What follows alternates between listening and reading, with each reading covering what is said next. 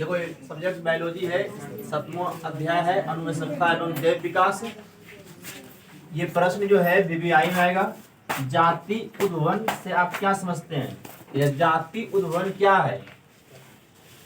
तो नई उपप्रजाति मूल जाति से इतनी भिन्न होती है कि मूल जाति के सदस्यों के साथ इनका लैंगिक प्रजनन संभव हो भी गया तो उससे उत्पन्न संतान में जनन की क्षमता नहीं होती है। ठीक है, इससे एक या एक से अधिक उपप्रजातियों बन जाएगी, यही जाति उद्भवन कहलाती है। दूसरा प्रश्न है समजात अंग से आप क्या समझते हैं?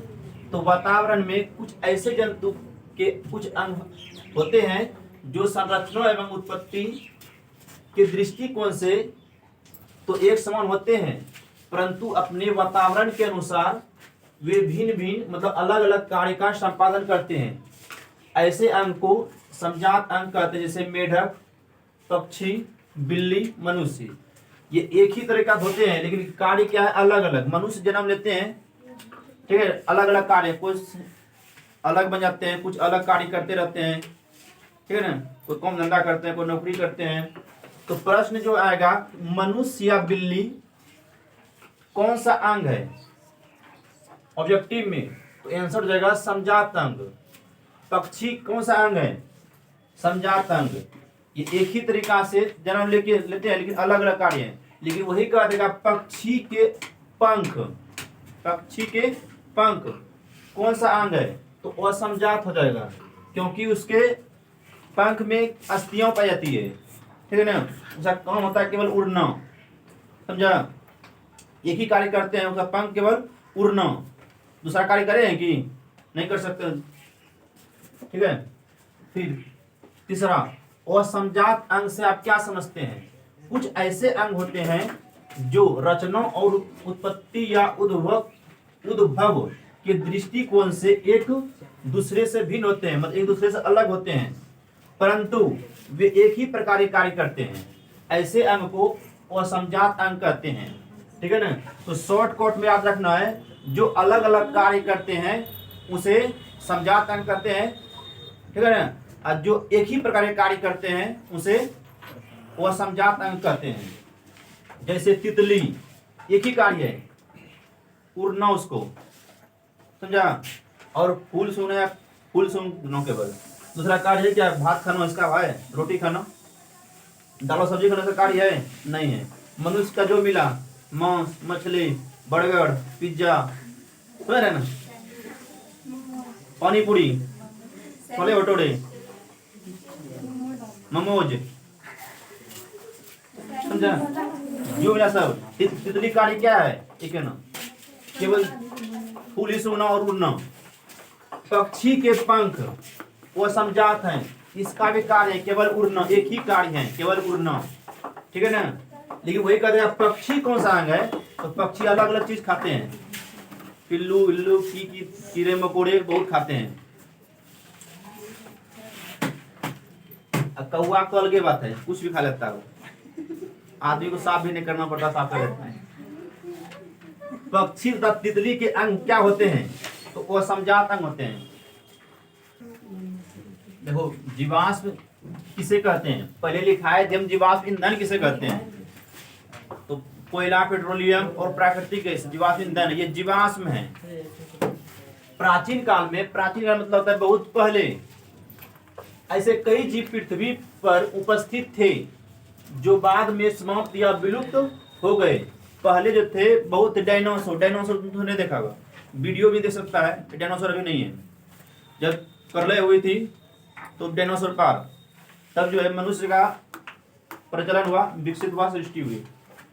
तो पहले जो है बहुत ऐसे जीव थे जो विलुप्त हो गए, उसका अभी कुछ चिन्ह देखने को मिलता है हमको।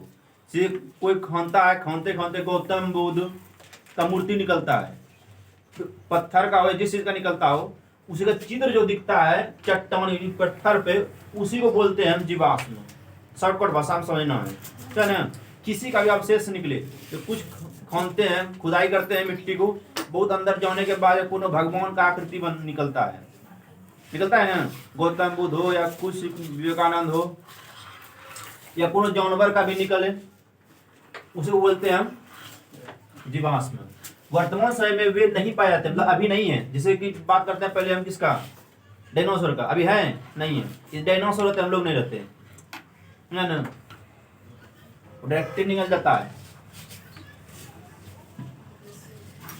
वैसे अनेकों जीव के अवशेष चीन पृथ्वी के चट्टानों पर पाए जाते हैं।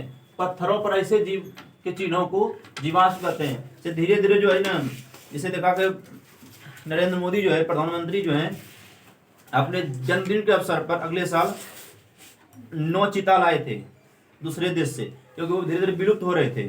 तो सोचे कि जो हमारे राष्ट्रीय बाघ है, ये सब जो है विलुप्त हो जाएंगे सब, तो इसको जंगल में जो है मध्य प्रदेश में सेवा उसको जो सुरक्षित रखा गया है।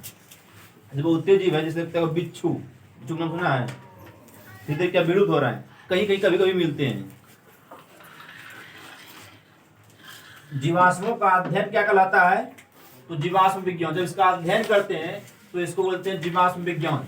जीवाश्मों का आयु निर्धारण करने के लिए वैज्ञानिक तरीका क्या है, किससे करते हैं निर्धारण, तो रेडियो कार्बन काल निर्धारण से। फूल गोभी खाया है ना, एक होता है बंधा गोभी, होता है फूल गोभी। फूल गोभी कैसा है, फूल है तो बंद पुष्प है। किसी जीव की जीनी संरचना क्या कहलाती है, तो जीन प्ररूप या जीनोटाइप है। मेंडल ने अपने प्रयोग के लिए बगीचे में उगाए जाने वाले किस पौधे का चयन किया था, साधारण मटर का। ये VVI प्रश्न है ऑब्जेक्टिव के लिए, ठीक है।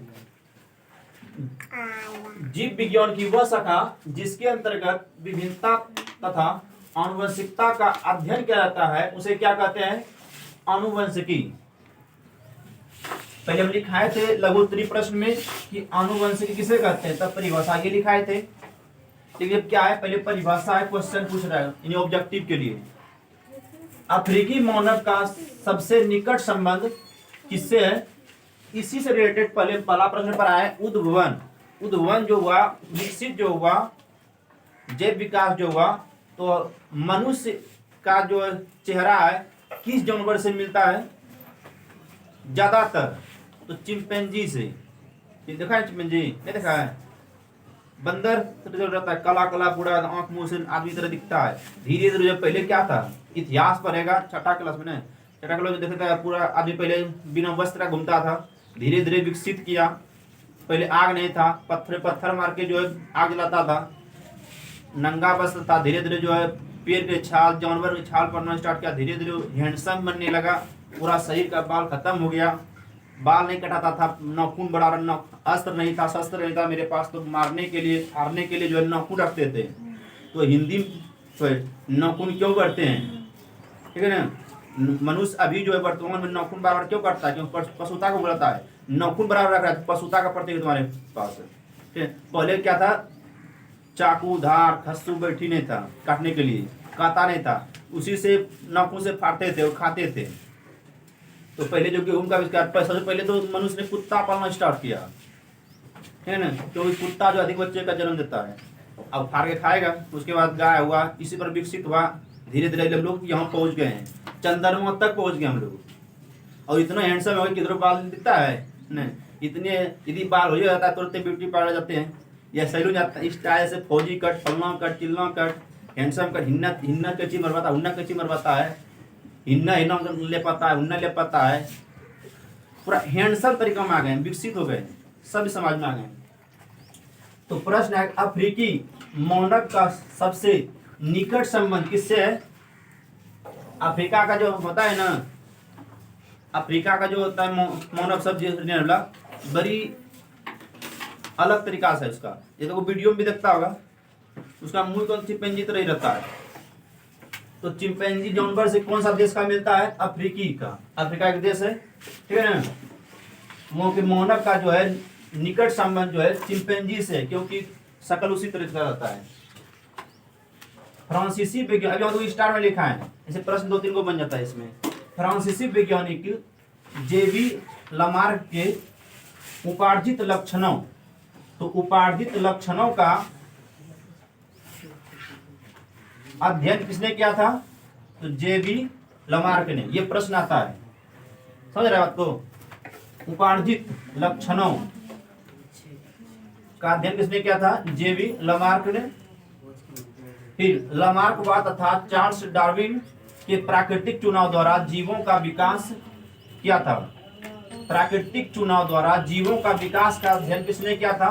लामार्क और चार्ल्स डार्विन दोनों ने किया था। उससे आगे बढ़ते हैं। विकास हो गया। डार्विनवाद को ही सबसे पहले जैव विकास की व्याख्या के संबंध में वैज्ञानिक मान्यता मिली। ये तीनों वैज्ञानिक थे। कौन के थे? फ्रांसीसी के थे तीनों, अपने देश के नहीं, फ्रांस के थे। इन्होंने जो है पूरा सबका खोज किया था, कौन उस श्रेणी में आते हैं, कौन निस श्रेणी में आते हैं जीव। तो सबसे पहले जो है वैज्ञानिक का मान्यता किसको मिला था? डार्विनवाद को।